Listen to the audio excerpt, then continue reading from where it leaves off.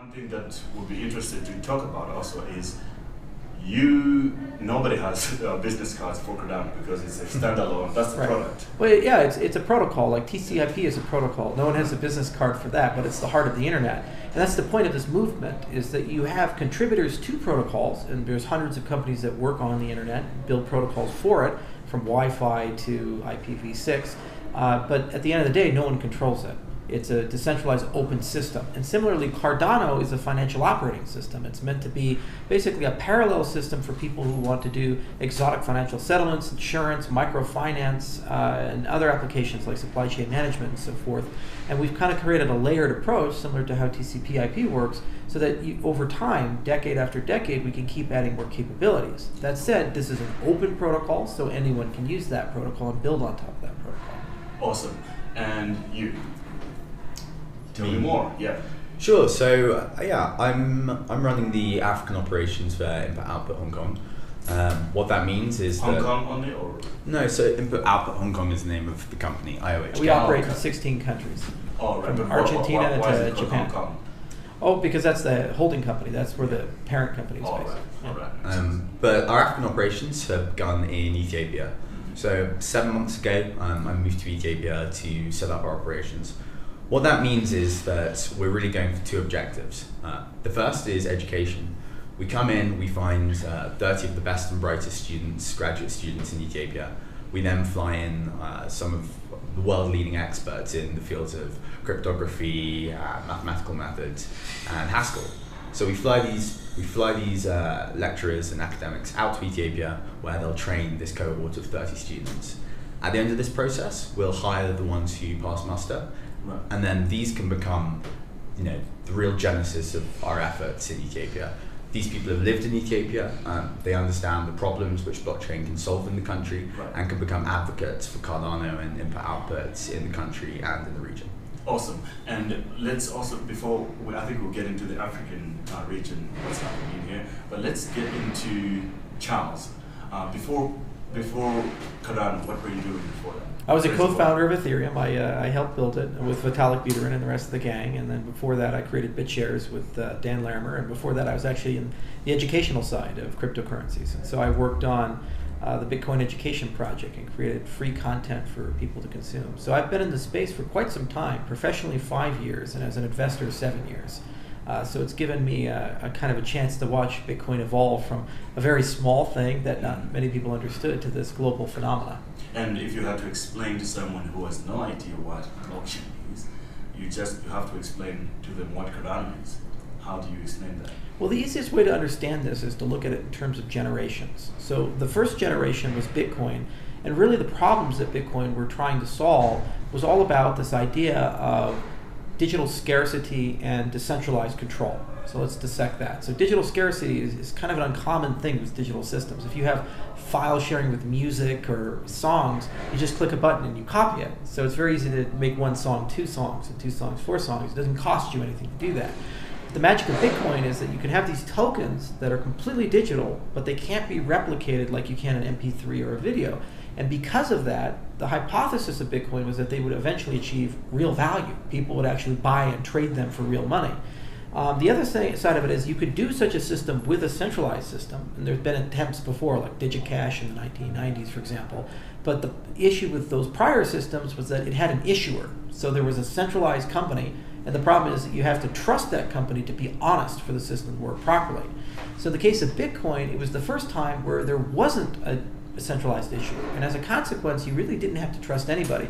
It's kind of like just something that set itself into motion. It's almost like a poker game. When you play a poker game, there is this no idea of a moderator who sits there and watches to make sure the game is fair. You kind of all keep each other in check. If somebody says, hey, I have 5 aces, you say, well, no, there's not even 5 aces in the deck. Right. That's not right. And so the other players know the rules of the game. And that's basically how Bitcoin works in a sense, is that the other players know the rules, and there's a decision on how the system updates itself and how the system can stay secure despite the fact that it's not a central entity. So it took a few years for Bitcoin to actually become worth something and for people to take it seriously. Immediately thereafter, people said, well, the problem with Bitcoin is it's too simple. It really doesn't allow you to do complicated transactions like, let's say, lending or insurance, or even simple things like, I'll mow your lawn if you give me 100 Rand. something like that. It's a very simple transaction, but Bitcoin can't allow you to do that because it has no ability to import data from the outside world. So in 2013, Vitalik and I and several others, we created Ethereum to attempt to bridge that gap. We created the idea of the smart contract. We brought it into the space, and it really awakened the imagination of many people. And they all of a sudden could do ICOs, they could do the DAO, they could do a lot of things that you've seen and known to love. The problem, though, is that both Bitcoin and Ethereum are replicating systems. What that means is as you add more security to it, you add more work to it, it doesn't make it any faster. It just makes it more secure. So the more miners, more security, but it stays at the same speed. And that means you have a scalability issue. So as you go from thousands of users to tens of thousands to millions to billions of users eventually, your system is bottlenecked and will become more and more expensive to run. So we're entering a new generation, and there's a lot of cryptocurrencies like EOS and IOTA and Aeon and Cardano that are all trying to find a way, how do we go from the thousands of people to the billions of people? Second, we have an interoperability problem. We have a situation where there's over 1,000 cryptocurrencies. They have to talk to each other, but unfortunately most of them are blind, deaf, and dumb. They don't understand each other, they're not sophisticated enough to talk to each other, and even if they were, they're not aware of each other. So there's a big interoperability problem. It's almost as if, imagine Wi-Fi, where every time you go to a different country, the Wi-Fi standard is different, your phone couldn't connect. Right. It would be a terrible thing, and that's where we're at right now in the cryptocurrency space. So there needs to be an effort to figure out how do we get these things to talk to each other. There also needs to be an effort of how do we get these things to talk to the legacy system, your bank accounts, your PayPal account, your credit cards, because those aren't going to go away anytime soon, and we need to figure out a way to bridge them. Finally, there's the sustainability issue with cryptocurrencies, which is the who pays and who decides. So there's this old saying, it's called the golden rule. He who has the gold makes the rules. And that's where we're at right now in the cryptocurrency space. Really, cryptocurrencies are strongly influenced by the people who pay for their development. So right now, we have a small groups of very elite developers who are well-funded who are leading most of the prominent cryptocurrency projects. But that's not really a good deal if you're saying, hey, I want a completely decentralized, independent protocol, because that means that despite the fact it's decentralized in the front end, on the back end, there's really a small group of people who actually get to decide what's real and what's not real. So it's very important to diversify funding. And finally, it's very important to come up with a governance system that allows you to decide how to evolve these protocols. The internet is a miracle of governance, where despite the fact that North Korea and South Korea can never agree on anything, or Israel and Iran can never agree on anything, they both use the internet. They both use the same technology. And somehow, some way, the internet continues to evolve and get better, despite the fact that nation states aren't so good at playing with each other historically. So similarly, we need to figure out governance systems for cryptocurrencies that will allow us to fork the protocols when it's needed as new innovations come in, or as problems to existing issues are resolved. So these three things together are cumulatively the third generation of cryptocurrencies: the scalability, the interoperability, and the sustainability. Now, Cardano is our attempt to try to do all three things. Right. Some other people in the third generation are really focused on usually one or two of them. For example, EOS at the moment is heavily focused on scalability. IOTA is the same in that respect. Tezos is heavily focused on the sustainability component. They have a very sophisticated governance system, as is Dash. Aeon and Ripple are very focused on interoperability, and they're really trying to figure out how to wire all these things together into an internet of value. But we're holistically trying to put everything together and come up with a balanced solution for these things. So what's interesting to me there is that now you can build a company, or say a protocol, a project. So if you think of the previous generation of companies, right. Say Google, it was ownership.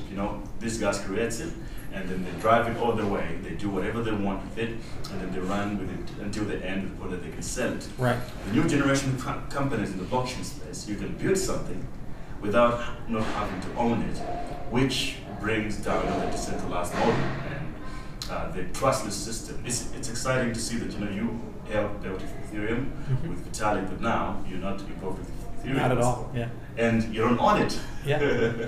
That's amazing. And it's the same for Satoshi with Bitcoin. Exactly. The miracle of that is he knew when to leave. Yeah. But so with the current mode of funding, one of the things that you spoke about, say, the current companies are now, protocols are being funded by a small group of people. Right. So do you think it's everyone who is pro this model of yours, of you can build something without having to control it so much? And the ICO model, I feel, was great for sort of decentralizing ownership. But now it seems like it's going back to private funding because of what has been happening in the ICO market, which is now leading to centralization. I don't know, what do you think would be the solution to that? So the great part about cryptocurrencies is that they're extremely good at printing money. Right. That's what created Bitcoin effectively. This idea that if you play the game and you play it well, you have a chance of winning 50 Bitcoin a block, and then every 4 years it halved. So the magic there is that you can start playing central bank and saying, hang on a second here, it's almost like I'm running a government. Why am I giving all of my funding to the Department of Education? The hospitals need money too, and the roads need money too. So what we can do is start diversifying that seniorage, that inflation, to compensate the development of the protocol. And this has been tried in actually many projects, like Zcash, for example, Dash, PIVX, and so forth. And we have our own version of it that we've been building out of Lancaster University with a team of academics. But the basic concept is some of the tokens minted to maintain the protocol will go to the consensus people, so the proof of stake people, the proof of work people, depends on the system you're looking at, and some of it will go to a treasury. That's a decentralized treasury.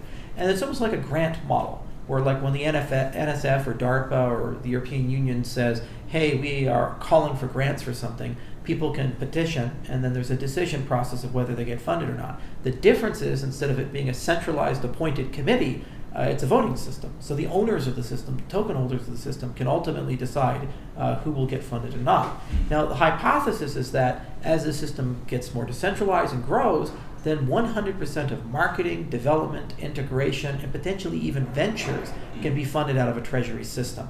So it's a completely alternative way of looking at funding from the ICO, from traditional venture capital, or for private equity. Instead of saying, hey, I'm going to either put my own money on the table or do a decentralized crowd sale or get money from a rich guy.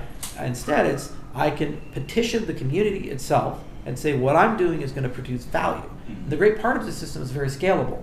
In fact, Dash proved that. There were podcasts that were funded from Dash, marketing efforts like booths at conferences that were funded from Dash, and these things were not large. They were only a few $1,000s, perhaps a month or per an event. So that's on the small scale, but the development team itself for Dash was funded through that model, and that was well over $1 million per year, even when Dash was small cryptocurrency. In fact, we work on a cryptocurrency called Zencash, and they have a treasury model, and their entire compensation to us comes from the protocol, not from some foundation. Right. So we actually get paid from a blockchain to do work on a blockchain. We have no boss in that respect. It's a decentralized boss. So this is really exciting because it's a much more egalitarian, it's a much more transparent way of handling things, and it's also something that is much more amenable to continuous progress as opposed to lump funding. One of the moral hazards of ICOs is that people tend to get paid everything up front. They issue a pool of tokens, they sell that pool of tokens, then they have a large pool of capital that they're supposed to expend over a 5-year or 10-year period, whatever the time horizon happens to be. Now, the issue there is, what if they start misallocating funds? So instead of building the protocol, they rent a private jet and come with a bunch of girls to Mykonos or something like that. Then you as an investor would say, hey, that's not right, but you don't have the mechanism to claw back your funds for most of these ICOs. Whereas a treasury system, you would have that granularity to fund on a monthly basis or a milestone-based basis, and they have to keep coming back and justifying themselves. And you, as the owner of the system, can fire the developers if they're not doing a proper job. So if another team comes in and says, I can do everything these guys are doing for half the cost and we have a much better track record, then you get choice and competition, which ultimately is the protocol is more resilient and it moves faster.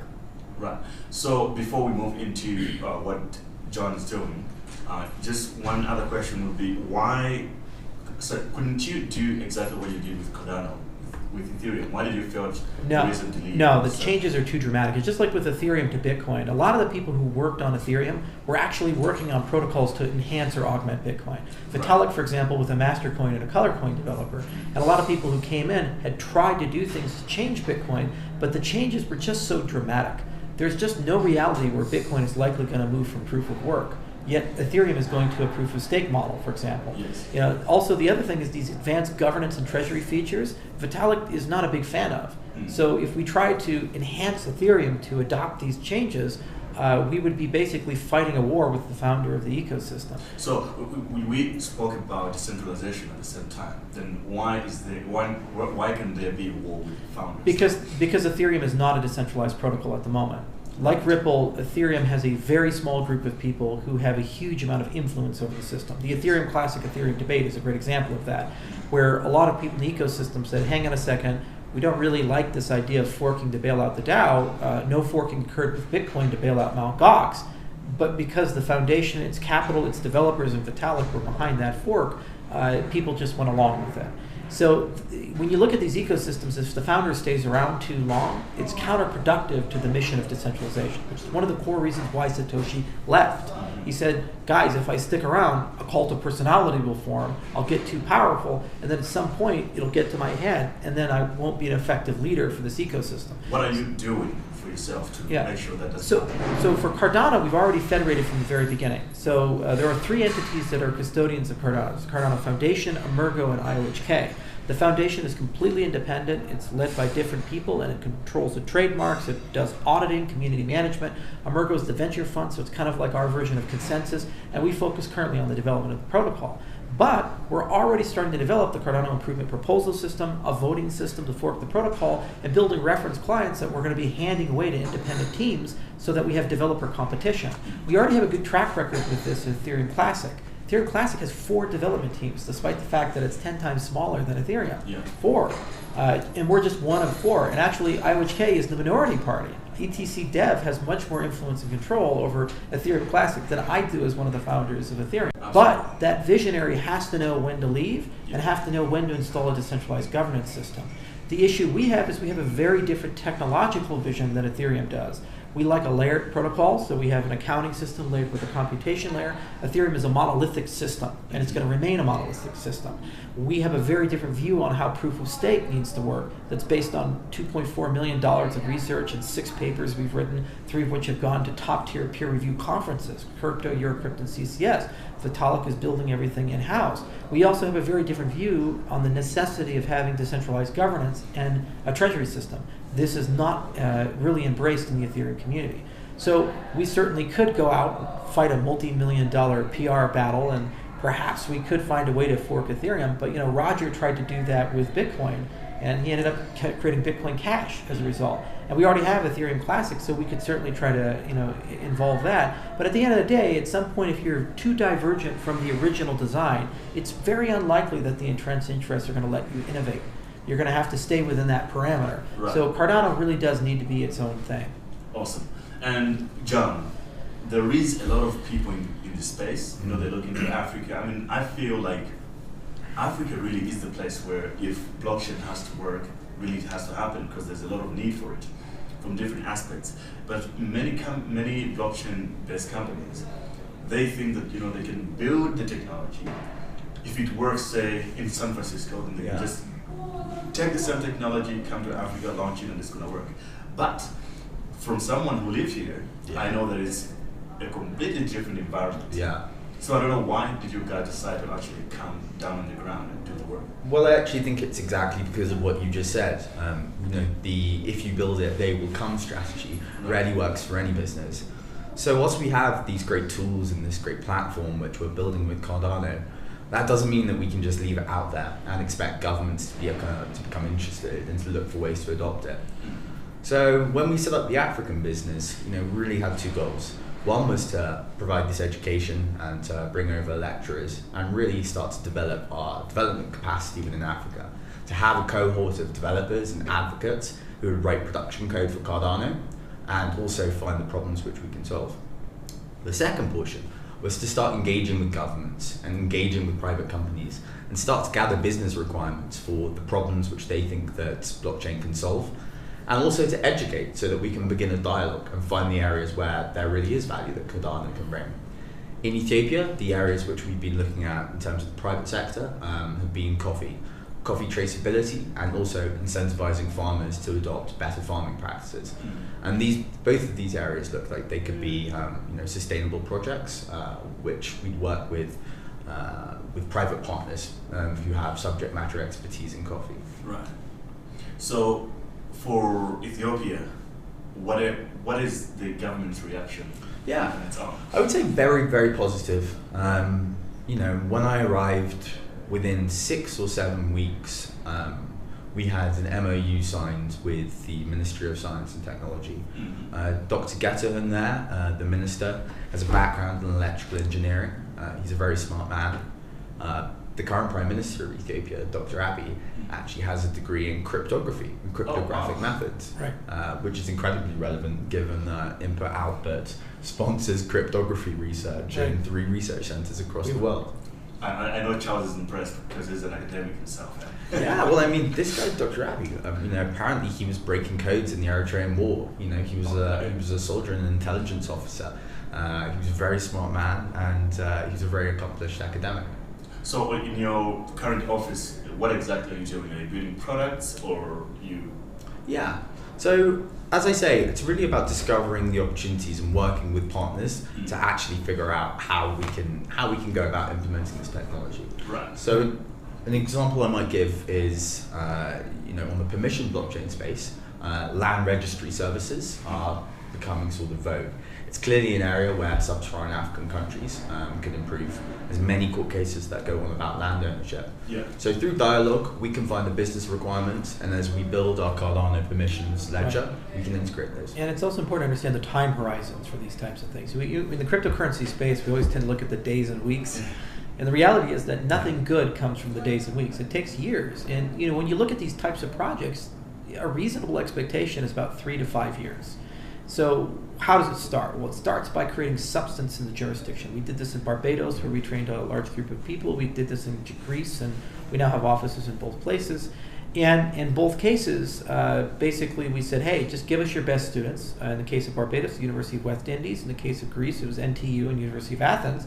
Then once we train them, then we actually have a group of people. In Athens, we were able to procure a great pilot where we were able to take Greek universities and put their diplomas on a blockchain, because they have a big problem with academic fraud, where people claim they're a graduate and they have some skill, and it turns out they're not, and it's really expensive and time-consuming to verify people with a paper-based system, so most employers don't. They just take the employee on face value. So by having a digital blockchain system, you can go from days to weeks for verification to instantaneous for verification, in a very secure system. In the case of the University of West Indies, we're really keen to innovate on the central bank side, because there's been a lot of discussions about the Caribbean banks creating their own inter-Caribbean bank settlement system to displace the US dollar. So in the case of Ethiopia, there's no difference here, but you just have to look at the structure of the economy. Greece is a more education-oriented economy. Barbados is a more of a sugarcane rum on one side, but also financial services on the other side type of economy. Ethiopia is a big agricultural economy. And in fact, we're one of the world's largest producers of coffee. So over 1.5 million coffee farmers there. So the types of pilots we envision that we'll be running over a 3 to 5 year period are probably going to involve supply chain management with coffee production. And then once that's done, you can start thinking around what you've just constructed as a product. So you say, hang on a second here, I just created a system where I have now 1.5 million new people who have digital identities, and for the first time ever can interact with those digital identities with the broader economic world. Right. So we can use that for peer-to-peer lending, we can use that for peer-to-peer risk management, like insurance and these types of things, and they just could not do that before. And they can do it at a scale that's much more tiny than what you can do with Goldman Sachs or Morgan Stanley or any of these big guys. Like if you go to Goldman Sachs and say, hey, you can make 25% returns on giving loans out for stumping in coffee. And they'll say, great, I'll put 50 million in. And they'll say, no, it's the market can only sustain $2 million. They say, well, even though the returns are great, we have a certain scale for the deployment of that capital, given our business model. In the case of peer-to-peer lending, now we can talk about, hey, would you like to give a $100 loan to somebody for this kind of return to do stumping? You said, sure, that makes sense. By aggregate, it could sum up to billions of dollars of capital inflow into those marketplaces, which isn't just about making people some more money. This is about fundamentally transforming people's lives and allowing them to build up wealth. Right. Then you think about the greater ecosystem, and you say, well, hang on a second here. Why should it take 6 months to set up a business, get all your licenses, get all the permits and these types of things? We live in a digital world where I can send an email and it arrives instantaneously. We should be able to do online business registration, and we should be able to pull property records up and not have them live in paper. The United States even has this problem. A lot of our property records are still on paper, especially in the oil and gas business. When we tend to find oil in very small towns in middle America, and they find out that they have to go to an old courthouse, and there's an 80-year-old woman who manages it, and it's not clear who actually even owns the mineral rights for some farmland out in the middle of nowhere. And this is one of the richest countries in the world, and there's actually a potential that Ethiopia could have a substantially better business and property registration system over the next 10 years using this technology. And that would be interoperable with the greater cryptocurrency world, which means there's consumer choice at the individual level of which financial systems they want to interact with. Right. Do they want to touch the legacy banks like the JP Morgan Chases of the world or local banks, or do they want to use cryptocurrencies, or do they want to mix and match based upon the economic conditions? But instead of this decision being made for them, it's being made actually at the base level based upon facts and circumstances and the need. But you have to have a longer time horizon. It has to be in the years. So you have to think long term. Exactly, and nothing good is ever built in a day. It takes a long time to build Rome. Absolutely. And one more thing to John. So from the perspective of now development or people, Africans who are getting involved in this space. Yeah. I don't know how much interest you have in Ethiopia, for like those who want to get into the space. For sure. So, I mean, what we're going to begin quite soon is actually a community outreach program. So what we're looking for is community volunteers who can start to go around their towns, their cities, find people who are interested in the cryptocurrency space, find people who are advocates and interested in Cardano, and organize meetups. We'll help support from our side in terms of information, having input-output staff come along to give talks. But really what we want to do is to just create these networks of people who have understanding about the countries and the cities within which they live, and can help tell us what problems they'd like us to look at and hope to solve with blockchain and Cardano. And for those who want to get involved with, whether they're in Ethiopia or any other country in Africa, which kind of skill sets are you looking for, or what should they do? So, the projects that we run will depend upon the country. Just like Charles said, Ethiopia is an agriculture-focused country, so it looks like the projects which we'll be running will be focused in the agri-tech space and supply chain. So, expertise in these areas would obviously be relevant. On the other hand, just community management, organizational skills, these are all crucial. So it's really a variety of things, and we'll be putting opportunities up on the input-output website as they come available. Right. I think this is going to be a solution that will be provided by a third party, not the protocol developers themselves. Well, the point of these protocols is they're programmable. Like Cardano's programmable, Ethereum's programmable. So you're going to have some trustless blockchain-based solutions, and they're going to be a little bit more difficult to use and potentially a bit more expensive, and also require some additional heavy tech, so better cryptography and oracles and these types of things, because no matter how good Bitcoin gets, it can't reach out of the monitor and feel your pulse and figure out if you're alive or dead. Somebody has to tell it. So you have to figure out how to sort all that out, but you still can make that blockchain based. But then there's also going to be third-party companies who probably are going to provide a whole spectrum of custodial services for you. Like blockchain.info provides this right now. It's a huge service, as does Coinbase and other people. So those custodial services will say, hey, if you want us to have a next of kin style system where if you perish or become incapacitated, somebody else will get access to your money, they'll have a solution for that. And then you as a consumer can select that option either for a fee or for not a fee. So there's going to be the convenience of private industry building overlay business models to make it simple. And then if you're really technical or you're willing to do extra work, you can do it on the metal and trust no one. Right. The point is you get to make that decision as opposed for that decision being made for you. Awesome, man. This was amazing, guys. Yeah, I appreciate it. Yeah. You liked it? Yeah, it was amazing. Okay. I think we could talk on and on. Keep you guys here. Yeah, we got to get back to Diane. Absolutely. You have anything to say, lastly, John? I just wanted to actually thank Tomello for organising this conference out here. He's done a fantastic job, and it's great to see what the blockchain scene is like here in South Africa. Right. Yeah, South Africa is a great country. We can get away with everything. Oh, he's got a good story on this. I won't tell the lion story. But, it's a great story. I heard it on stage. Yeah. Right. It's pretty amazing. But actually, just share a little bit of that story. So I was in Barbados, and the bartender at the Hilton told me he asked me where I was traveling next, and I said South Africa. He said, "Oh man, that country's crazy. The people there, they can get away with anything." And I said, "Really?" He said, "Oh yeah." And so then I came to South Africa, and a few days in, I went to a lion park, and our tour guide got out of the truck, and I said, "Are you sure that's a good idea? Those are lions." He said, "Oh, don't worry. These lions trust me. They like me." I can do anything I want. And I said, really? And he said, yeah. And he walks over to this giant male lion and he grabs his balls and squeezes them. And I'm like, whoa, you can't squeeze a lion's balls. And so then when he gets back in the truck, I ask him, I say, well, do you think I could do that? He said, no, he'll eat you alive.